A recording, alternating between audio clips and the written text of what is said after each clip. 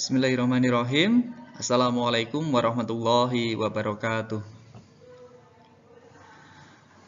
Anak-anak yang Pak Doni banggakan, kita berjumpa lagi. Kali ini Pak Doni akan menyampaikan materi sistem pernapasan pada manusia. Pada dasarnya manusia itu mempunyai ciri-ciri, salah satunya adalah bernafas. Bernafas kita lakukan secara sadar dan tidak sadar. Sadar ketika kita berolahraga, mungkin menghirup nafas dengan panjang. Nah, tak sadar di sini bisa jadi kita dalam keadaan tidur. Tidur di sini kita juga bernafas. Baik, langsung saja untuk materi kali ini Pak Doni sampaikan.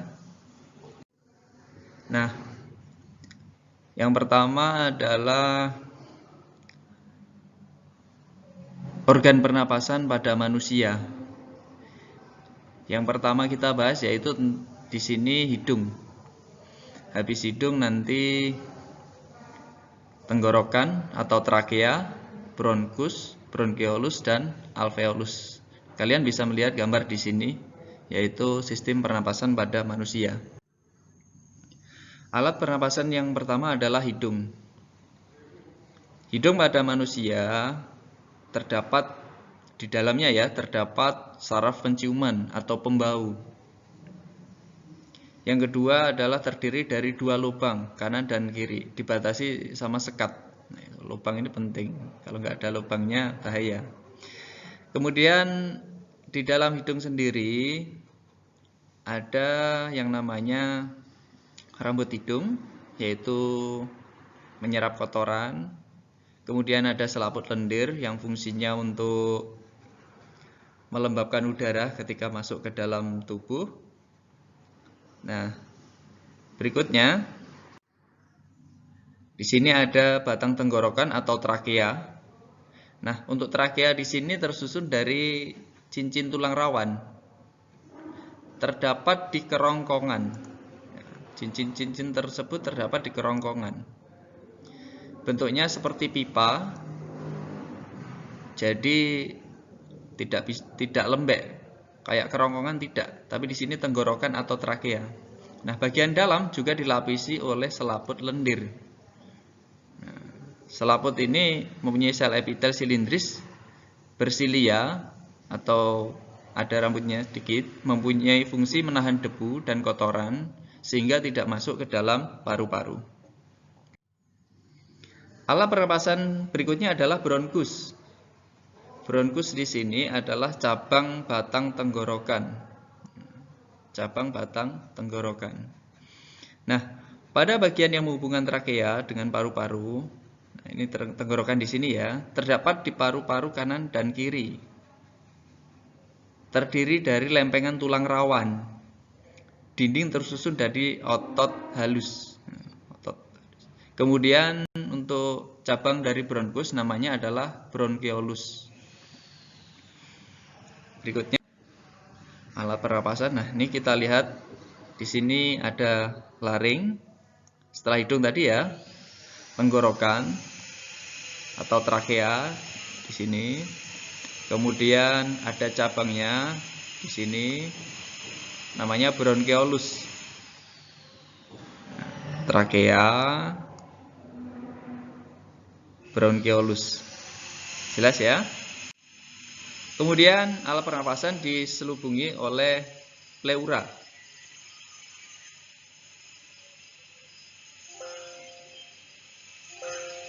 Baik, paru-paru kanan jumlahnya ada 3 gelambir dan paru-paru kiri jumlahnya 2 gelambir. Terdapat bronkus dan bronkeolus. Nah, pleura di sini ini adalah selaput yang menyelubungi paru-paru. Nah, untuk mekanisme pernapasan sendiri ada dua, pernapasan dada dan perut. Terjadi secara sadar dan tidak sadar. Tidak sadar di sini ketika kita tidur, nah itu tidak sadar. Kemudian ada inspirasi dan ekspirasi. In itu memasukkan dan ekspirasi itu mengeluarkan. Di sini inspirasi ini kita menghirup oksigen, sedangkan ekspirasi kita mengeluarkan karbon dioksida. Kita lihat inspirasi ini untuk pernapasan dada, di mana kontraksi tulang rusuk terangkat, rongga dada membesar, paru-paru mengembang, tekanan udara dalam paru-paru. Nah, ini di luar. Udara di luar masuk ke dalam paru-paru. Sedangkan untuk ekspirasi, ini dalam keadaan relaksasi. Tulang rusuk turun, rongga dada menyempit, paru-paru mengecil. Tekanan udara rongga di paru-paru naik di luar, udara keluar dari paru-paru. Ada pernapasan perut, ada inspirasi, ekspirasi, sama halnya dengan. Nah, untuk pernapasan perut di sini dibantu oleh yang namanya otot diafragma.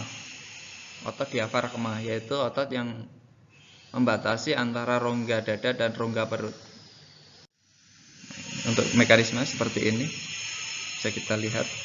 Nah, ini adalah diafragma. Diafragma naik, ekspirasi, sedangkan jika diafragma turun, datar, di sini adalah proses inspirasi, memasukkan udara. Nah, bisa kita lihat. Saat naik berarti ekspirasi. Saat diafragma turun, di sini diafragma turun, di sini adalah proses inspirasi. Kita lihat.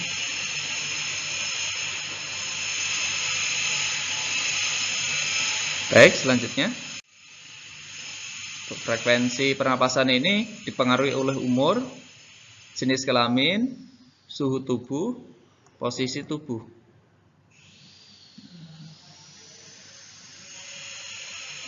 Juga ini selain di sini yang ditulis, ini ada juga frekuensi dipengaruhi oleh kegiatan kita. Ketika kita olahraga, otomatis kita juga akan memerlukan pernapasan yang lebih. Nah, ini mekanisme pertukaran udara.